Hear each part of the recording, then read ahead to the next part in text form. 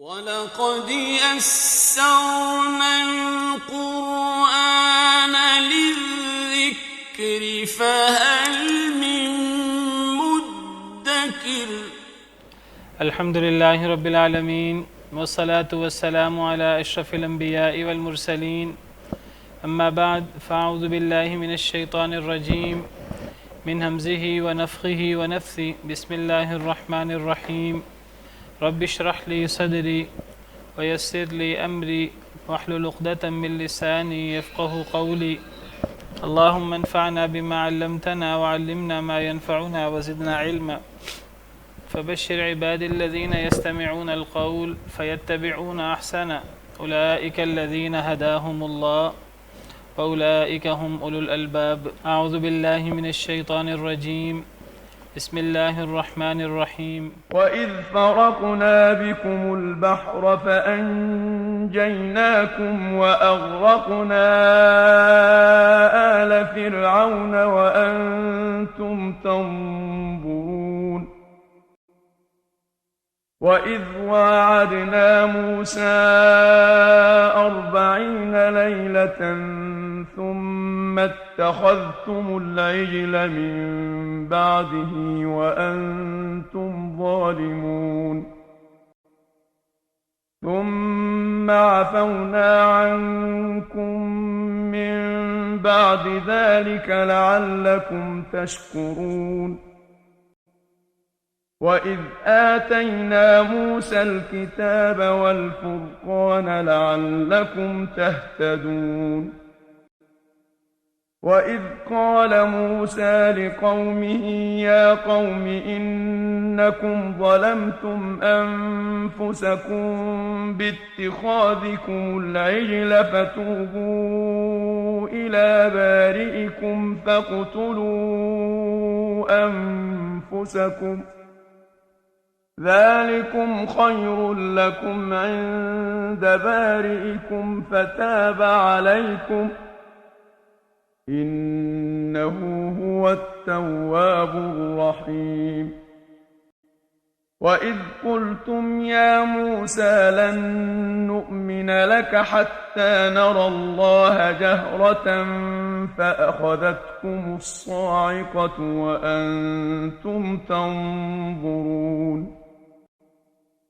ثُمَّ بَعَثْنَاكُم مِّن بَعْدِ مَوْتِكُمْ لَعَلَّكُمْ تَشْكُرُونَ اعوذ باللہ من الشیطان الرجیم بسم اللہ الرحمن الرحیم وَإِذْ فَرَقْنَا بِكُمُ الْبَحْرَ فَأَنْجَيْنَاكُمْ وَأَغْرَقْنَا آلَ فِرْعَوْنَ وَأَنْتُمْ تَنْظُرُونَ اور جب ہم نے پھاڑا ساتھ تمہارے سمندر کو، ساتھ تمہارے یعنی تمہاری وجہ سے، تمہارے لیے، اے بنی اسرائیل، اے یہودیو، تمہارے لیے ہم نے سمندر پھاڑا، سمندر میں رستے بنا دیے، فَأَنْجَيْنَاكُمْ بس ہم نے تمہیں نجات دی، وَأَغْرَقْنَا آلَ فِرْعَوْنَ اور ہم نے غرق کر دیا فرعون کی آل کو۔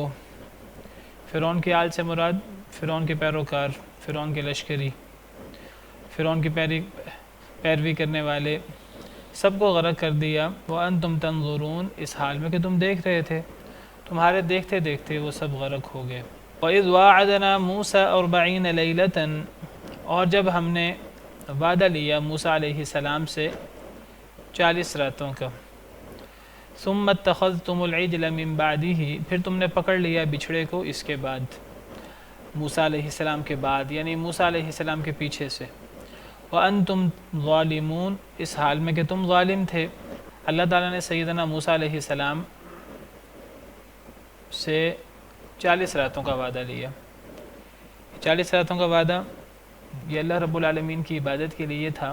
پہلے اللہ رب العالمین نے 30 دنوں کا یا 30 راتوں کا وعدہ لیا، پھر اللہ رب العالمین نے 10 دن اضافہ کر دیے، یعنی اللہ رب العالمین نے تورات جیسی نعمت جو سب سے عظیم نعمت ہے، اللہ کی ہدایت سے بڑی عظیم نعمت کوئی نہیں ہو سکتی، دنیا کی کوئی نعمت اس نعمت کا مقابلہ نہیں کر سکتی۔ اللہ کی طرف سے ہدایت آتی ہے تو ہمیں یہ پتہ لگتا ہے ہم اپنی دنیا کیسے گزاریں، دنیا کے اندر کیا کام کریں کہ ہم دنیا کے اندر کامیاب ہوں اور اصل جو ہماری زندگی ہے اخروی زندگی اس کا سارا دار و مدار اسی ہدایت پر ہے، تو اس ہدایت کے بغیر ہمارا گزارا نہیں ہو سکتا۔ کھانے پینے کی اتنی ضرورت نہیں ہے جتنی ضرورت اس ہدایت کی ہے، کیونکہ اس کی ضرورت، علم کی ضرورت، ہدایت کی ضرورت ہر لمحہ ہوتی ہے۔ کھانے پینے کی ضرورت تو انسان کو دن میں 1-2 مرتبہ ہوتی ہے۔ یہ شاید امام ابن تیمیہ کے امام ابن قیم کس کا قول ہے؟ بڑا مشہور قول ہے۔ وہ کہتے ہیں کہ جی ہمارے لیے علم نافع، جو کتاب و سنت کا علم ہے، جو اللہ کی طرف سے آنے والی ہدایت کا علم ہے، اس کی اہمیت کھانے پینے سے بہت زیادہ ہے۔ ہم کھانے پینے کو، دنیاوی نعمتوں کو اہم سمجھتے ہیں۔ یہ کھانے پینے کی چیزیں، یہ ان کا ہمیں وقتی فائدہ ہوتا ہے، یہ ہمیں کچھ وقفے کے بعد ان کی ضرورت پڑتی ہے۔ ہدایت کی، علم کی ضرورت تو ہمیں ہر لمحہ، ہر آن ہمیں ضرورت ہوتی ہے، نمبر 1۔ نمبر 2 کہ یہ جو کھانا پینا ہے اس کا تعلق ہمارے مادی جسم سے ہے۔ اگر کھانا پینا کم ہو یا نہ ملے تو نقصان ہمارے مادی جسم کا ہوتا ہے، اور مادی جسم اس کا تعلق اس عارضی زندگی کے ساتھ ہے جس کی کوئی حیثیت نہیں ہے آخرت کے مقابلے میں۔ اور یہ جو ہدایت ہے، یہ جو علم ہے، جو اللہ کی طرف سے وحی آتی ہے، اس کا تعلق ہماری اخروی دنیا کے ساتھ ساتھ ہماری اخروی زندگی سے، اور یہ ہمیں یہ بھی بتاتا ہے دنیا ہم نے کیسے گزارنی ہے، دنیا کے اندر ہم نے اپنا کھانے پینے کا انتظام کیسے کرنا ہے، اور اس کا اصل تعلق اخروی زندگی سے ہے، جو دائمی زندگی ہے۔ گویا کہ جو آخرت کا اور دنیا کا فرق ہے، وہی فرق جو ہے وہ دنیاوی نعمتوں کا اور اس کا ہے۔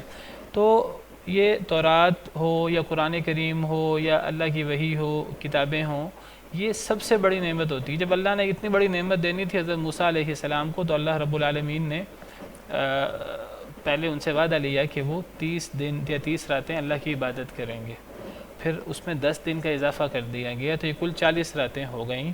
یہاں 40 راتوں کا اکٹھا ذکر ہے سورہ اعراف کے اندر 9ویں پارے میں، پہلے 30 راتوں کا اور پھر بعد میں 10 کا ذکر اس کے بعد ہے۔ میں بھی آیت پیش کرتا ہوں۔ جی جی جی جی جی وہ لکھی ہوئی اتری ہے تورات، قرآن کریم لکھا ہوا نہیں اترا، قرآن کریم تو نبی کریم صلی اللہ علیہ وسلم کے قلب اطہر پر اترا ہے۔ تورات لکھی ہوئی اتری ہے، اور اللہ رب العالمین نے اپنے ہاتھ سے لکھی۔ کیسے لکھی اللہ کو پتہ ہے، لیکن یہ بات حدیث میں موجود ہے، باقاعدہ حدیث میں موجود ہے۔ حضرت آدم حضرت موسیٰ کا ایک دفعہ اختلاف ہو گیا، تو حضرت موسیٰ علیہ السلام نے حضرت آدم سے کہا، اللہ رب العالمین نے آپ کو اپنے ہاتھ سے پیدا کیا ہے، آپ کی یہ فضیلتیں ہیں، لیکن آپ نے درخت کا پھل کھایا، اور پھر آپ کی وجہ سے جو آپ کی ساری اولاد ہے وہ بھی مشکلات کا شکار ہوئی۔ پہلے حضرت موسیٰ نے حضرت آدم کی جو فضیلتیں ہیں وہ بیان کی، تو اس کے جواب میں حضرت آدم علیہ السلام نے پہلے حضرت موسیٰ علیہ السلام کی فضیلتیں بیان کی، جو حضرت موسیٰ علیہ السلام کی فضیلت ہے۔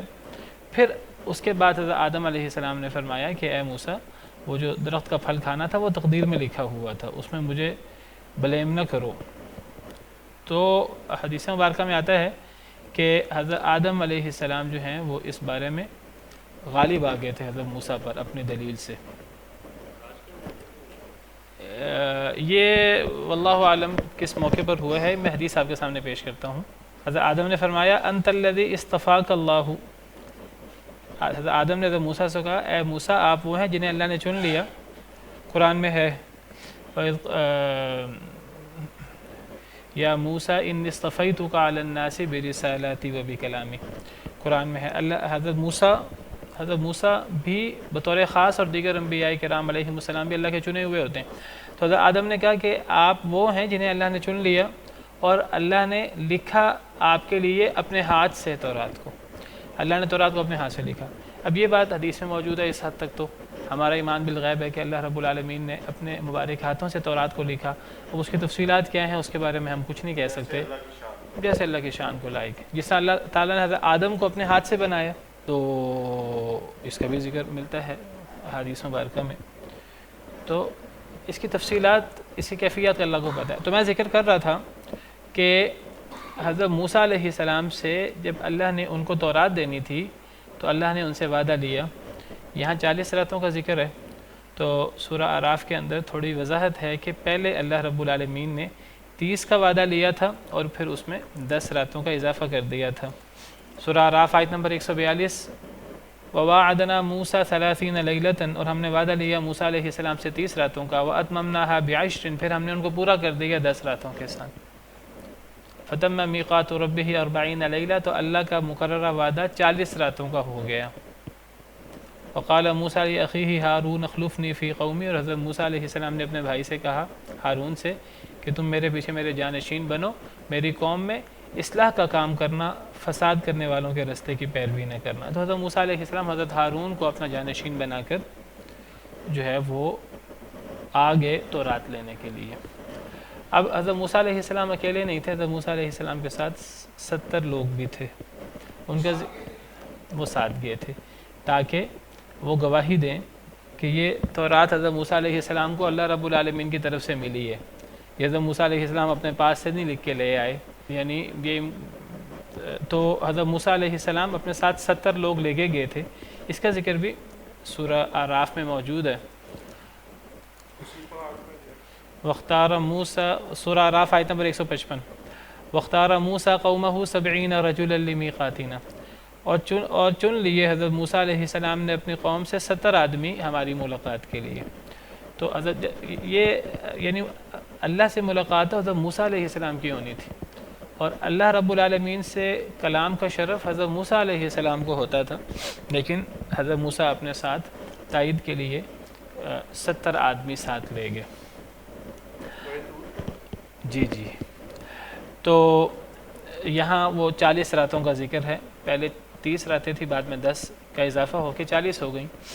تو یہ 40 راتیں حضرت موسیٰ علیہ السلام نے عبادت کی، تو پھر اللہ رب العالمین نے انہیں عظیم نعمت تورات کی صورت میں دی۔ تو اللہ فرماتے ہیں اور جب ہم نے وعدہ لیا موسیٰ علیہ السلام سے 40 راتوں کا، ثم اتخذتم العجل من بعدہ، پھر تم نے پکڑ لیا بچھڑے کو ان کے پیچھے سے۔ حضرت موسیٰ علیہ السلام تورات لینے کے لیے آئے ہیں، تمہیں بتا کر آئے ہیں، اور تمہیں حضرت موسیٰ علیہ السلام کا انتظار کرنا تھا کہ وہ تورات لائیں اور اس میں اللہ کی طرف سے ہدایت ہو اور اللہ کی طرف سے احکامات ہو، تم اس ہدایت پر عمل کرو۔ تو پیچھے سے تم کس کام لگ گئے؟ پیچھے سے تم نے شرک شروع کر دیا، تم نے پیچھے سے بچھڑے کو معبود بنا لیا۔ کس کے پیچھے لگ کر؟ سامری کے پیچھے لگ کر۔ سامری ایک شخص تھا، تو اس کے پیچھے لگ کر انہوں نے بچھڑے کو معبود بنا لیا۔ سامری نے کیا کیا؟ سامری بدبخت نے سارے زیورات اکٹھے کیے، وہ بنی اسرائیل کی عورتوں کے زیورات تھے یا وہ زیورات جو فرعونیوں کے وہ ساتھ لے آئے تھے، تو ان سارے زیورات کو سامری نے سب سے کہا کہ زیورات دو، ان زیورات کو اکٹھا کیا اور ان زیورات کو اکٹھا کر کے ان کو پگھلا کر یا کسی طریقے سے بچھڑے کی شکل بنائی، اور اس انداز سے وہ بچھڑا بنایا کہ جب اس میں سے ہوا گزرتی تھی تو آواز آتی تھی، جیسے گائے کی آواز ہوتی ہے، تو اس بچھڑے کے منہ سے گائے کی آواز نکلتی تھی۔ تو وہ سامری کہنے لگا یہ ہمارا رب ہے، حضرت موسیٰ علیہ السلام ہمیں بتانا بھول گئے، تو یہ ہمارا رب ہے۔ حضرت ہارون علیہ السلام سمجھاتے رہے، اپنی قوم کو نصیحت کرتے رہے کہ یہ شرک ہے، لیکن قوم نے ان کی بات پہ کان نہیں دھرے بلکہ قتل و غارت ہونے لگی۔ تو پھر حضرت ہارون علیہ السلام مجبوراً وہ کچھ نہ کر سکے، اور پھر جب حضرت موسیٰ علیہ السلام واپس آئے تو حضرت ہارون علیہ السلام سے حضرت موسیٰ کا جھگڑا بھی ہوا، وہ بھی قرآن میں ذکر ہے، وہ اپنے موقع پہ انشاءاللہ اس کا ذکر ہوگا۔ تو پیچھے سے تم نے بچھڑے کو معبود پکڑ لیا، یہ بچھڑا سونے چاندی کا بنا ہوا تھا، اس کا ذکر بھی قرآن کریم میں اللہ نے ذکر کیا ہے۔ جب حضرت موسیٰ علیہ السلام واپس آئے تو رات لے کر خوش تو لیکن ابھی واپس آنے سے پہلے اللہ نے بتا دیا تھا، حضرت موسیٰ علیہ السلام کو تورات ملی تو اللہ نے وہیں بتا دیا حضرت موسیٰ علیہ السلام کو کہ آپ کے پیچھے سے آپ کی قوم شرک میں مبتلا ہو گئی ہے۔ حضرت موسیٰ علیہ السلام جب اللہ سے ملاقات کے لیے گئے، 70 لوگوں کو پیچھے چھوڑ دیا اور خود کوہ طور پر چڑھے، خود آگے بڑھے، تو اللہ نے فرمایا کہ آپ جلدی آگے ہیں، آپ کے ساتھ مزید لوگ بھی تھے۔ تو حضرت موسیٰ علیہ السلام، اللہ نے پوچھا وما اعجلک عن قومک یا موسیٰ، سورہ طٰہٰ آیت نمبر 83، اے موسیٰ آپ اپنی قوم سے آپ کو کون جلدی لے آیا ہے، آپ اپنی قوم سے پہلے کیوں آ گئے؟ تو حضرت موسیٰ علیہ السلام کہنے لگے ہم اولائی علی اثری وہ میرے قدموں کے نشانوں پر ہیں، میرے پیچھے پیچھے آ رہے ہیں۔ وَعَجِلْتُ إِلَيْكَ رَبِّ لِتَرْضَىٰ، میں نے اس لیے جلدی کی ہے آپ کی طرف اے میرے رب تاکہ آپ راضی ہو جائیں۔ تو اللہ نے پھر بتایا قَالَ فَإِنَّا قَدْ فَتَنَّا قَوْمَكَ مِن بَعْدِكَ، ہم نے آپ کے پیچھے سے آپ کی قوم کو آزمائش میں مبتلا کیا ہے۔ وَأَضَلَّهُمُ السَّامِرِيُّ، اور انہیں سامری نے گمراہ کر دیا۔ فرجع موسیٰ الی قومہ غضبان اسفا، تو موسیٰ علیہ السلام اپنی قوم کی طرف غصے کے حالت میں لوٹے، اسفا بہت افسوس کی حالت میں واپس پلٹے۔ بڑا افسوس ہونا کہ میں اپنی قوم کے لیے اللہ کی کتاب لینے، ہدایت لینے قوم کو بتا کر میں آ رہا ہوں، قوم پیچھے سے کس کام لگ گئی؟ قوم تو حضرت موسیٰ علیہ السلام کی بات مانتی تھی، حضرت موسیٰ علیہ السلام کی پیروکار تھی، تو حضرت موسیٰ علیہ السلام نے کہا کہ قوم نے میرا انتظار ہی نہیں کیا، اور حضرت ہارون سے بھی یہی ناراض ہوئے کہ آپ نے سمجھانا تھا۔ تو غصے میں اور افسوس کی حالت میں واپس پلٹے، کہنے لگے قال یا قوم الم یعدکم ربکم وعدا حسنا، یہ کیا تم سے تمہارے رب نے اچھا وعدہ نہیں کیا تھا؟ کیا اللہ نے تمہیں اچھے اچھے وعدے نہیں دیے تھے کہ تم اللہ کے احکامات پر عمل کرو گے تو تمہیں مقام حاصل ہوگا، غلبہ حاصل ہوگا، مصر کے اوپر تمہارا غلبہ ہوگا، اور اللہ کے وعدے۔ افطال علیکم العہد، کیا زمانہ لمبا ہو گیا تھا، میرا آنا اتنا لمبا ہو گیا تھا؟ ام اردتم ان یحل علیکم غضب من ربکم، یا تم نے ارادہ کیا کہ تم پر واقع ہو جائے تمہارے رب کا غضب؟ فاخلفتم موعدی، تو تم نے میرے وعدے کی خلاف ورزی کی۔ حضرت موسیٰ علیہ السلام اپنی قوم کو سمجھا بجھا کر آئے تھے، میرے پیچھے سے کسی غلط کام میں مبتلا نہیں ہونا، اچھے کام کرتے رہنا۔ تو حضرت موسیٰ کہنے لگے کہ تم نے میرے وعدے کی خلاف ورزی کی ہے۔ تو وہ کہنے لگے قوم والے قالوا ما اخلفنا موعدک بملکنا، وہ کہنے لگے ہم نے اپنے اختیار سے آپ کے وعدے کی خلاف ورزی نہیں کی، ہم نے اپنی مرضی سے ایسا نہیں کیا۔ ولکننا حملنا اوزارا من زینت القوم، لیکن ہمیں اٹھوائے گئے بوجھ قوم کی زینت سے۔ قوم کی زینت سے مراد زیورات ہیں، وہ جو زیورات تھے، زینت، لوگوں کی زینت، وہ ہمیں اٹھوائے گئے۔ فقذفناها، تو ہم نے ان کو پھینکا، ان زیورات کو ایک جگہ پر۔ فکذلک القی السامری، یہ کام سامری نے کیا۔ تو وہ زیورات ایک جگہ اکٹھے کیے گئے اور ایک جگہ اکٹھے کر کے پھر ان سے بچھڑا بنایا گیا۔ فاخرج لهم عجلا جسدا له خوار، سامری نے نکالا ان کے لیے ایک بچھڑا، وہ ایک جسم تھا، یعنی بچھڑے کا جسم تھا، لہو خوار، اس کے لیے گائے کی آواز تھی۔ جب ہوا گزرتی تھی تو گائے کی آواز پیدا ہوتی تھی، یہ آزمائش تھی اللہ کی طرف سے، بنایا یہ سارا کام سامری نے۔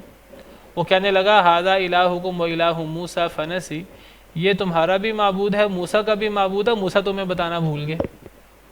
تو یہ سامری نے گمراہ کیا اپنی قوم کو۔ اللہ فرماتے ہیں کہ کیا وہ دیکھتے نہیں تھے کہ چلو اگر اس میں سے آواز پیدا ہوتی تھی گائے کی، محسوس ہوتا ہے جیسے بنی اسرائیل بھی گائے کو، گائے کے بچھڑے کو، ان کے ہاں بھی گائے کا ایک مقام تھا جس طرح ہندوؤں کے ہاں ہے، ان کے ہاں بھی گائے مقدس ہوتی تھی، اسی لیے وہ سامری نے گائے کا بچھڑا، گائے کا بچہ وہ بنایا زیورات سے، اور اس کے اندر ہوا گزرنے سے گائے کی آواز پیدا ہوتی تھی۔ تو اب گائے کی آواز پیدا ہونا کوئی ایسی انہونی بات نہیں ہے کہ اس کی بنا پر اسے معبود سمجھ لیا جائے۔ اللہ فرماتے ہیں کہ کیا وہ دیکھتے نہیں تھے اللہ یرجع الیہم قولا، کہ وہ بچھڑا ان کی بات کا جواب نہیں دیتا تھا، ولا یملک لہم ضرا ولا نفعا، نہ انہیں نقصان دے سکتا تھا نہ انہیں نفع دے سکتا تھا۔ معبود ہونے کے لیے سب سے بڑی بات کہ وہ نفع نقصان دے سکے، وہ ان کی بات کا جواب دے سکے، ان کی دعاؤں کو قبول کر سکے۔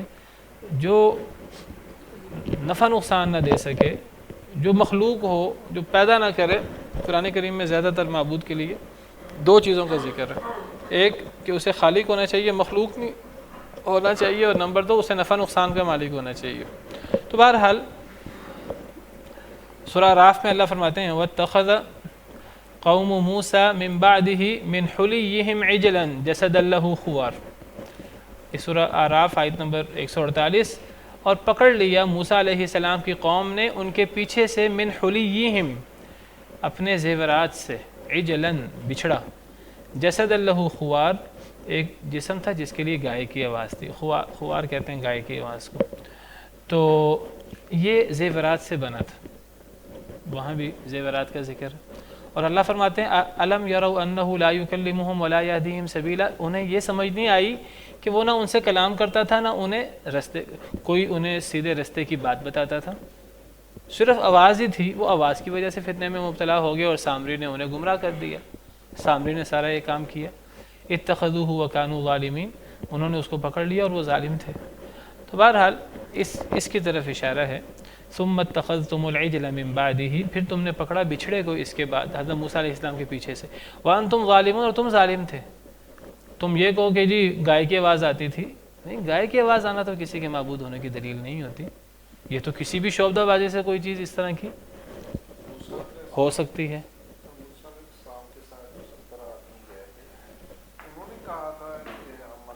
وہ ابھی آگے آ رہا ہے نا، میں نے اس لیے چھوڑ دیا اس کو، اس کا ذکر ابھی آگے آ رہا ہے۔ تو تم نے بچھڑے کو پکڑ لیا اس کے بعد اور تم ظالم تھے۔ کتنا بڑا ظلم ہے کہ موسیٰ علیہ السلام نبی موجود ہے تمہارے اندر اور تم حضرت موسیٰ علیہ السلام کی بات ماننے کا دعویٰ کرتے ہو، حضرت موسیٰ کو مقام دیتے ہو، ایک اہمیت دیتے ہو۔ حضرت موسیٰ علیہ السلام اللہ کی کتاب لینے گئے ہیں، وہ واپس انہوں نے آنا کا وعدہ کیا ہے، وہ واپس آئیں گے اور آ کر تمہیں وہ اللہ کی کتاب سنائیں گے اور اللہ کی کتاب تمہیں دیں گے، تم اس پر عمل کرو گے، تم پیچھے سے کس کام لگ گئے؟ کتنا بڑا ظلم ہے۔ ثم عفونا عنکم من بعد ذلک، پھر ہم نے تمہیں معاف کر دیا اس کے بعد۔ یہ بچھڑے والا معاملہ، یہ جو شرک ہے، یہ بھی ہم نے معاف کر دیا۔ کیسے معاف کیا؟ اس کا ذکر آگے آ رہا ہے کہ وہ یعنی جن لوگوں نے توبہ کی تو پھر انہیں کہا گیا کہ وہ ایک دوسرے کو قتل کریں، تو اللہ نے اخروی سزا معاف کر دی، ورنہ انسان جو بھی گناہ کرتا ہے اس کو دنیاوی سزا ملتی ہے جو بہت تھوڑی ہوتی ہے آخرت کی سزا کے مقابلے میں، اور آخرت کی سزا وہ اصل سزا ہوتی ہے۔ تو اللہ فرماتے ہیں ہم نے تم سے معاف کر دیا، کن لوگوں سے؟ جن لوگوں نے توبہ کی، من بعد ذالک، اس کے بعد، لعلکم تشکرون، تاکہ تم شکر کرو۔ وَإِذْ آتَيْنَا مُوسَى الْكِتَابَ وَالْفُرْقَانَ، اور جب ہم نے دی موسیٰ علیہ السلام کو کتاب اور فرقان، معجزات، لعلکم تہتدون، تاکہ تم ہدایت پاؤ۔ یہ کتاب اور معجزے اس لیے آتے ہیں تاکہ لوگ ان پر ایمان لائیں، تاکہ لوگ ان کے مطابق عمل کریں۔ یہ اصلاح کے لیے آتے ہیں، اللہ پر ایمان لانے کے لیے، اللہ کے نبی کو نبی ماننے کے لیے آتے ہیں تاکہ تم ہدایت پا جاؤ۔ اب یہاں کتاب اور فرقان سے مراد کوئی الگ معجزات ہیں، جیسے بعض مفسرین نے ذکر کیا، امام ابن کثیر کہتے ہیں کہ اور معجزات بھی اللہ نے دیے، ان معجزات کا ذکر ہو رہا ہے بعد میں، تورات کے بعد۔ بعض مفسرین کہتے ہیں کہ یہاں کتاب سے مراد یہی تورات ہے جس کا پیچھے ذکر ہوا، حضرت موسیٰ علیہ السلام جو لینے گئے تھے وہ کتاب، اور فرقان سے مراد بھی کتاب ہی ہے، کیونکہ کتاب سے بڑا فرقان کیا ہوتا ہے؟ فرقان کا مطلب حق اور باطل میں فرق کرنے والی چیز۔ تو واؤ بعض دفعہ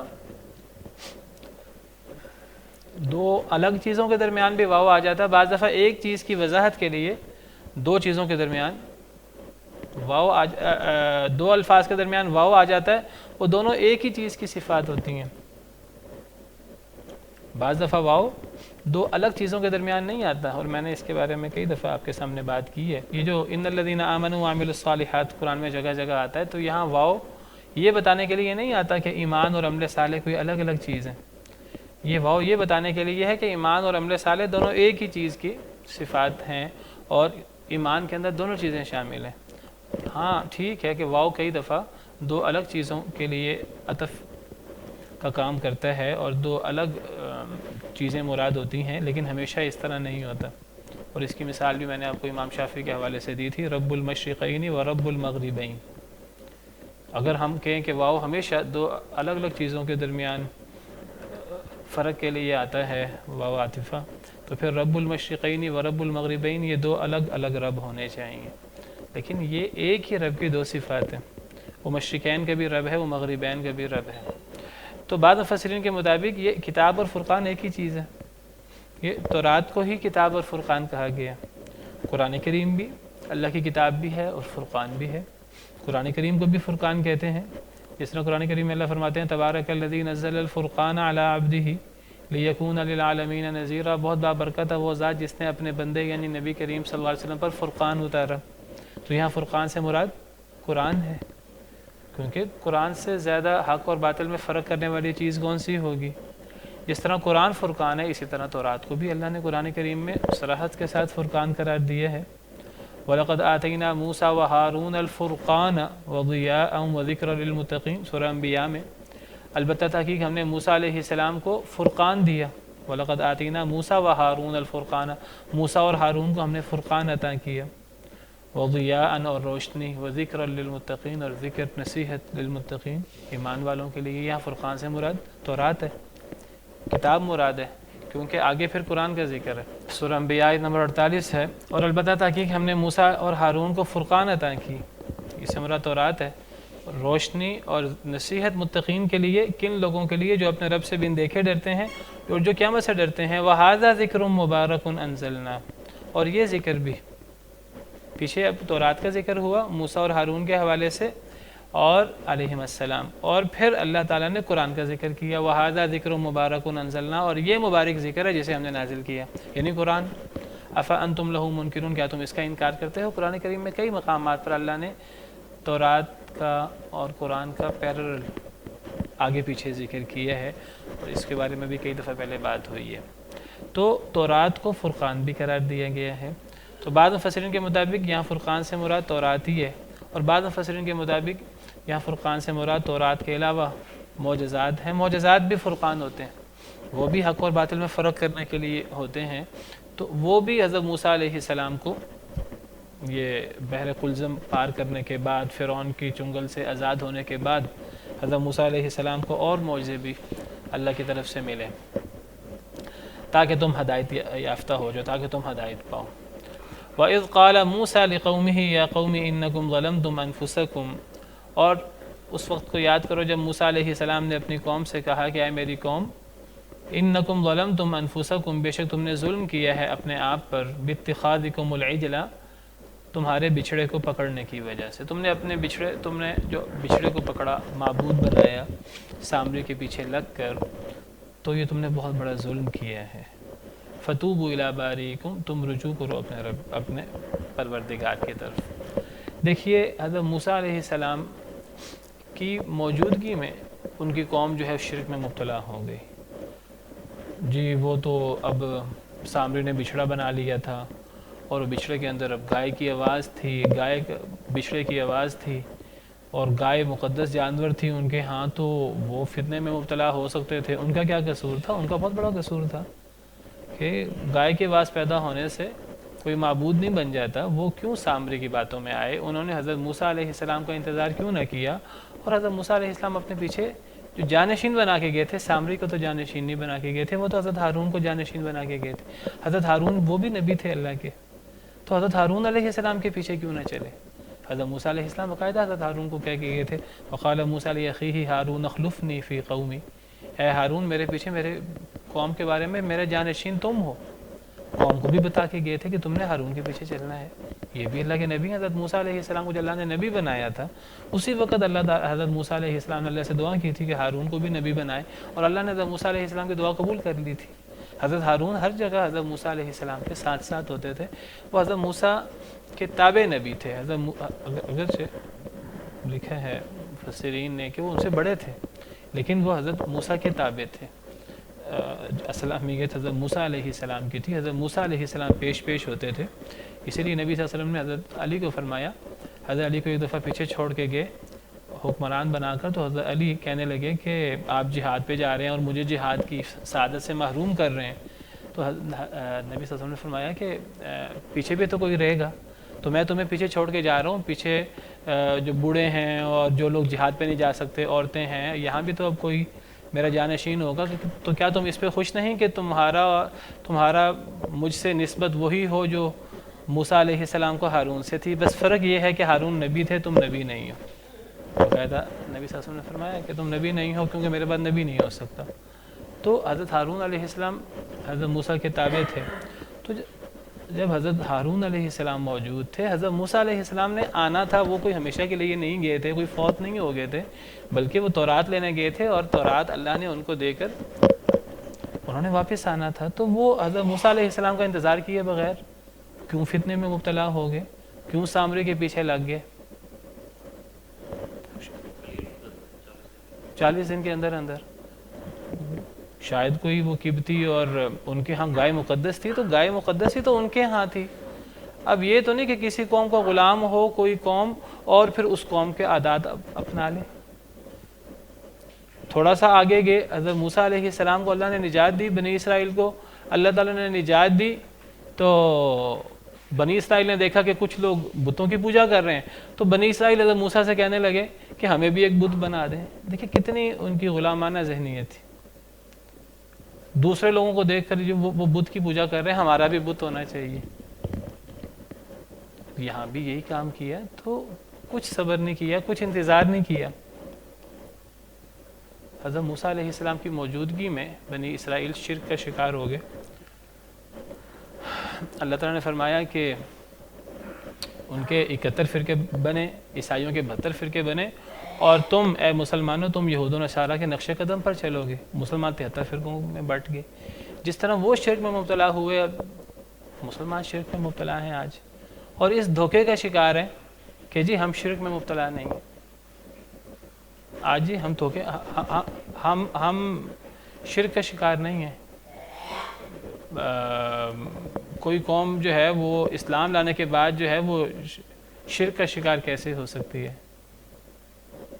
حضرت موسیٰ علیہ السلام کی موجودگی میں ان کی قوم شرک کا شکار ہو گئی, اور ہمارے ہاں لوگوں نے اپنے آپ کو مطمئن کیا, اور شیطان نے کیسے ذہن بند کر دیے کہ پورا وہ کام کرتے ہیں جو شرکیہ کام ہے, وہ کام جو پرانی قوم میں شرک کے نام پہ کرتی رہیں, وہ کام جو مشرکین مکہ کرتے رہے, اپنے معبودوں کو سفارشی بناتے رہے, اپنے معبودوں کو اپنے اور اللہ کے درمیان واسطہ وسیلہ بناتے رہے, اپنے معبودوں سے دعا کرتے تھے. بس فرق یہ ہے کہ انہوں نے اپنے معبودوں اور اپنے جو نیک لوگ تھے پرانے, ان کے بت اور ان کی شکلیں بنا لی تھی. ہمارے ہاں وہ بت تو نہیں بناتے, وہ قبریں بنا کر فوت شدگان کی قبروں سے وہ سارا کام کر لیتے ہیں جو مشرکین مکہ بتوں سے کرتے تھے. وہ بت کس کے ہوتے تھے؟ وہ بت نیک لوگوں کے تھے. حضرت نوح علیہ السلام کی قوم میں شرک ایسے ہی شروع ہوا تھا. صحیح بخاری میں حضرت ابن عباس رضی اللہ عنہ سے مروی ہے کہ جو ود, سوا, یغوث, یعوق, نصر, یہ نیک لوگ تھے. نیک لوگوں کے بت بنا کر ان کی ذات میں غلو کر کے شرک میں مبتلا ہو گئے تھے. تو آج شیطان نے یہ ذہن میں ڈال دیا ہے کہ جی یہ قوم شرک میں مبتلا نہیں ہو سکتی. اب وہ ہر وہ کام کرتے ہیں جو پرانے مشرک کرتے تھے, لیکن یہ مغالطہ ہے کہ جی ہماری قوم شرک میں مبتلا نہیں ہو سکتی. اب قبروں والوں سے سفارشوں کا بھی پورا شرکیہ تصور موجود ہے. جو مرضی انسان گناہ کر لے, یہ ہمارے بزرگ ہیں, یہ ہماری سفارش کریں گے اللہ کے ہاں. واسطہ وسیلہ بنا لیتے ہیں انہیں اللہ اور اپنے درمیان. نظر و نیاز کا پورا سلسلہ ہے جو مشرکین مکہ نظر و نیاز کرتے تھے. یہ کھیت میں سے یہ حصہ ہے, یہ جانور میں سے یہ حصہ ہے, یہ ہمارا ہے, یہ ہمارے بتوں کا ہے. فقالوا هذا لله بزعمهم وهذا لشركائنا فما كان لشركائهم فلا يصل الى الله وما كان لله فهو يصل الى شركائهم. جو شریکوں کا حصہ ہوتا تھا وہ اللہ کو نہیں پہنچتا تھا, اللہ کا حصہ کم کر کے شریکوں کو دے دیتے تھے, اللہ کے حصے میں کمی کر دیتے تھے. وہاں نقص ہو جاتا تھا اللہ کے حصے میں, شریکوں کے حصے میں نقص نہیں ہوتا تھا. ہمارے ہاں دیکھیں جو نیاز اللہ کے نام کی ہوگی اس میں گڑبڑ بھی ہو جائے گی, لیکن جو نیاز پیر عبدالقادر جیلانی کے نام کی ہوگی, حضرت حسین کے نام کی ہوگی, وہ بالکل خالص ہوگی. اس کے اندر جو ہے وہ کسی قسم کی دودھ کی سبیلے کہتے ہیں اگر لاہور میں خالص دودھ ملے گا تو وہیں ملے گا اور کہیں بھی نہیں ملے گا, کیونکہ وہ ان کے نام کے نظر ہے. جو اللہ کے نام کا کوئی ہوگا یا اس کے اندر سب کچھ ہو سکتا ہے. ساری چیزیں اب غیر اللہ کو اللہ کے علاوہ پکارا جا رہا ہے. یا رسول اللہ, ہر جگہ آپ کو مسجدوں کے اندر یا اللہ اور یا رسول اللہ, اور یا رسول اللہ مدد, اور یا علی مدد, اور یا عبدالقادر شیئا للہ, وَأَنَّ الْمَسَاجِدَ لِلَّهِ فَلَا تَدْعُوا مَعَ اللَّهِ أَحَدًا. اللہ فرماتے ہیں مسجدیں اللہ کے لیے ہیں, اللہ کے علاوہ کسی کو نہ پکارو. اللہ کے علاوہ کسی کو پکارنا شرک ہے, شرک اکبر ہے. صرف ایک اللہ کو پکارنا چاہیے, لیکن اللہ کے علاوہ سب کو پکارا جا رہا ہے, اوروں کو پکارا جا رہا ہے. اللہ کے علاوہ اوروں کے نام پہ نظر و نیاز, اللہ کے علاوہ اوروں کے لیے ذبح ہو رہا ہے. تو اسی چیز میں حضرت موسیٰ علیہ السلام کی قوم حضرت موسیٰ کی موجودگی میں مبتلا ہو گئی. اور یہ شرک اتنا بڑا جرم ہے کہ انہوں نے پھر توبہ کی. حضرت موسیٰ کے آنے پر حضرت موسیٰ نے انہیں سمجھایا, تو حضرت موسیٰ نے کہا تم نے اپنے آپ پہ ظلم کیا ہے بچھڑے کو پکڑ کر, اب اپنے رب کی طرف, اپنے پروردگار کی طرف توبہ کرو. لیکن توبہ کیسے ہوگی؟ جرم بہت بڑا ہے، فاقتلوا انفسکم، اپنے آپ کو قتل کرو، ذالکم خیر لکم عند بارئکم، یہ بہتر ہے تمہارے لیے تمہارے پروردگار کے نزدیک۔ اذان کے بعد جو لوگ مبتلا ہوئے تھے، اس میں سارے نہیں ہوئے تھے، حضرت ہارون علیہ السلام بھی لوگوں کو دعوت دیتے رہے، اصلاح کرتے رہے، جو حضرت ہارون علیہ السلام کی دعوت کے مطابق نہیں مبتلا ہوئے اس میں، تو وہ نہیں، کہ لاکھوں میں تھے بنی اسرائیل، تھوڑے نہیں تھے، کہا جاتا ہے کہ 6 لاکھ کے قریب تھے، اللہ عالم، جن کو حضرت موسیٰ علیہ السلام لے کے نکلے تھے۔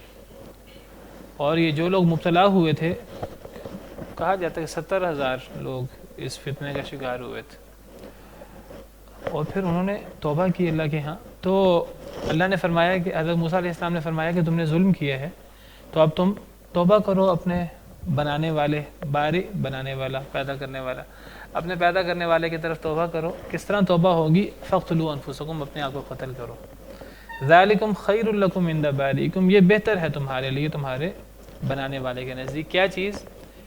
توبہ کرنے کے لیے اپنے آپ کو قتل کرنا، کیونکہ اس قتل کرنے سے یہ ایک سزا بھی ہے، لیکن اس سے تمہارا جرم معاف ہو جائے گا، جو تمہارے لیے ہر لحاظ سے بہتر ہے اخروی اعتبار سے، کیونکہ اصل زندگی آخرت کی زندگی ہے۔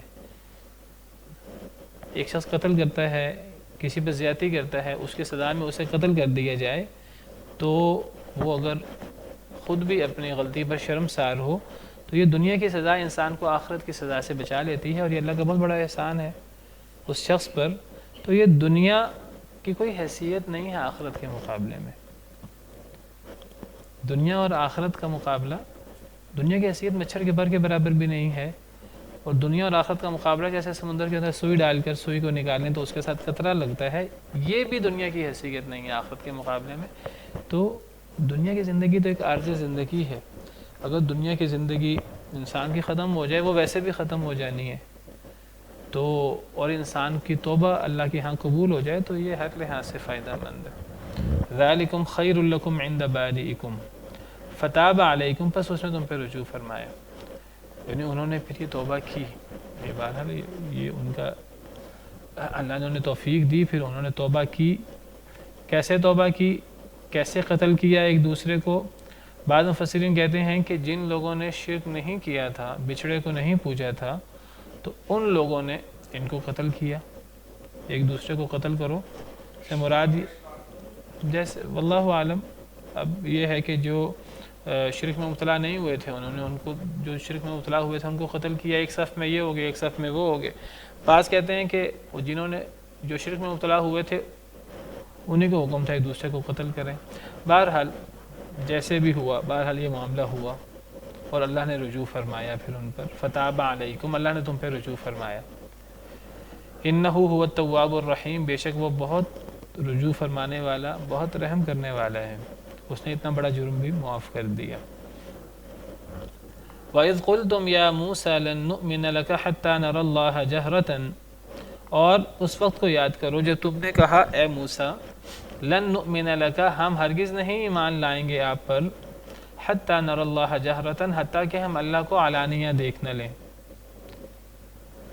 جب تک اللہ کو، یہ 70 آدمی تھے، اب ان کا ذکر شروع ہو گیا۔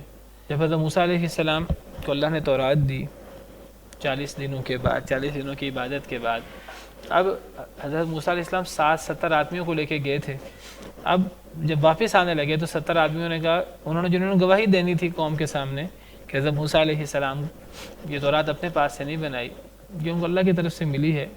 کیا صورت تھی واللہ عالم، ہمیں تو اس صورت کا پتہ نہیں ہے، تختیاں آسمان سے اتری جیسے بھی اتری، حضرت موسیٰ علیہ السلام پر وہ دور تھے، کیا کیفیت تھی اللہ کا حضرت موسیٰ سے ہم کلام ہونا، وہ تو صرف حضرت موسیٰ علیہ السلام سے ہوتا تھا، وہ باقی لوگوں سے تو نہیں تھا، اس کی جو بھی کیفیت تھی، بہرحال وہ ساتھ تھے حضرت موسیٰ علیہ السلام کے۔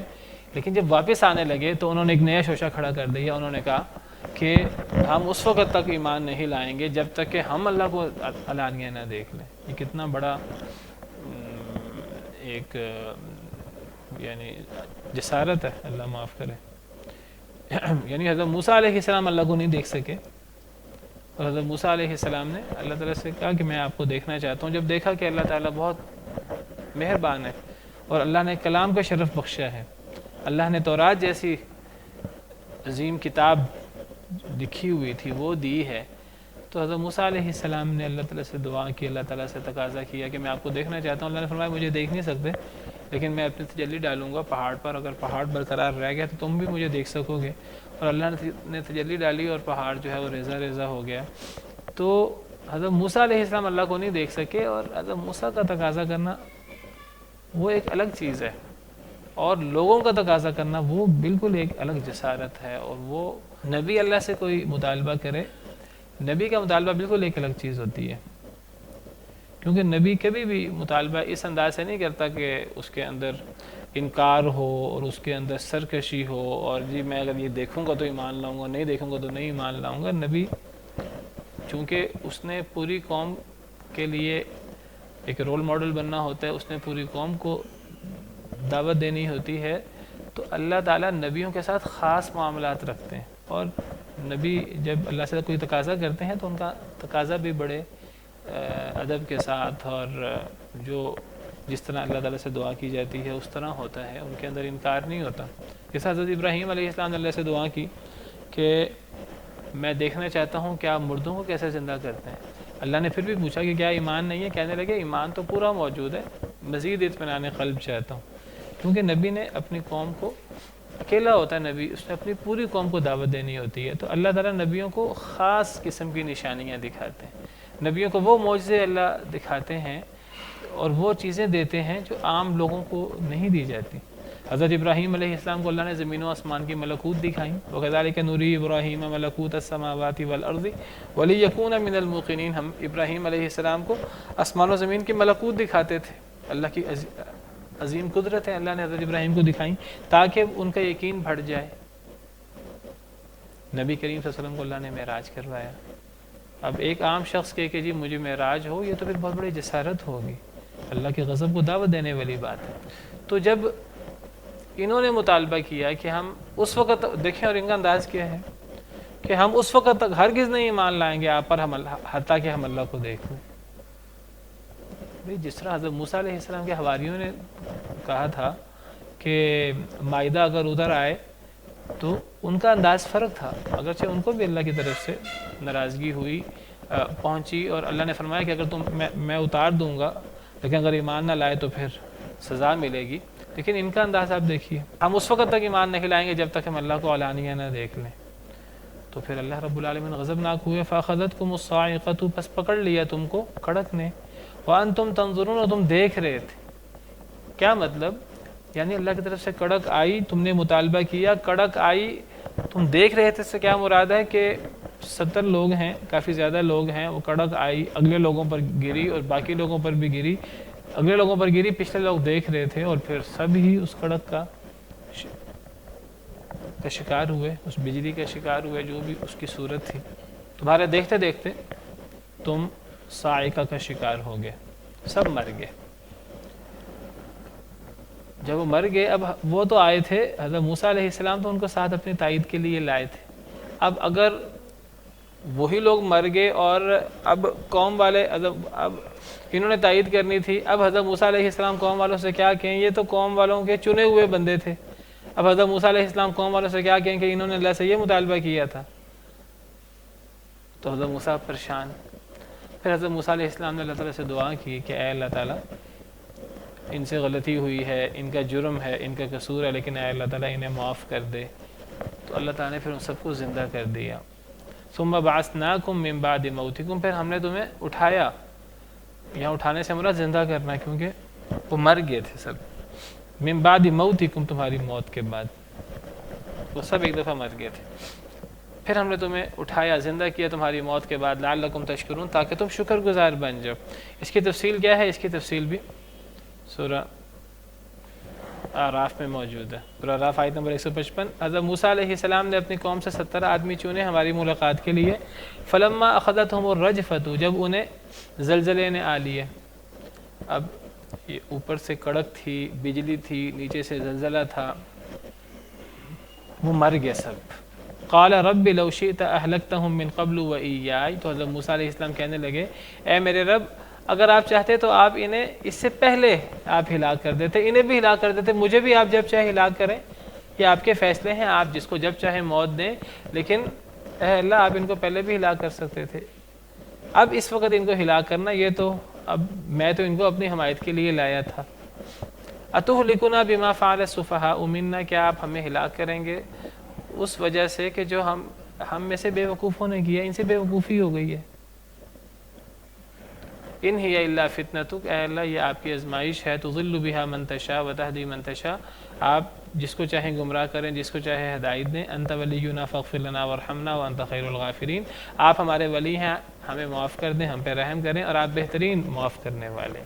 تو حضرت موسیٰ علیہ السلام نے جب دعا کی اللہ تعالیٰ سے، تو پھر اللہ تعالیٰ نے انہیں زندہ کر دیا ان کی موت کے بعد، اور اللہ نے بتایا کہ اللہ مردوں کو زندہ کر سکتے ہیں، اور اللہ نے بتایا کہ جب کوئی اللہ کے ساتھ اس قسم کا معاملہ کرتا ہے تو اللہ رب العالمین سزا دینے پر قادر ہے۔ تو یہاں سورہ بقرہ میں 5 واقعات ہیں، جن میں سے پہلا واقعہ یہ ہے کہ جس میں اللہ نے بتایا کہ اللہ کیسے مردوں کو زندہ کرتے ہیں، تو اللہ نے باقاعدہ مردوں کو زندہ کر کے دکھایا حضرت موسیٰ علیہ السلام کے سامنے، اور یہ واقعہ اللہ نے ذکر کیا۔ چلیں وقت ختم ہو گیا ہے، اسی پر بس کرتے ہیں۔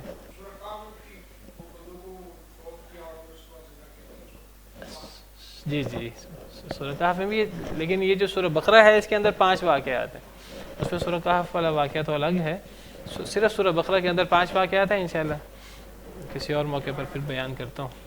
سبحان ربک رب العزت عما یصفون وسلام علی المرسلین والحمد للہ رب العالمین۔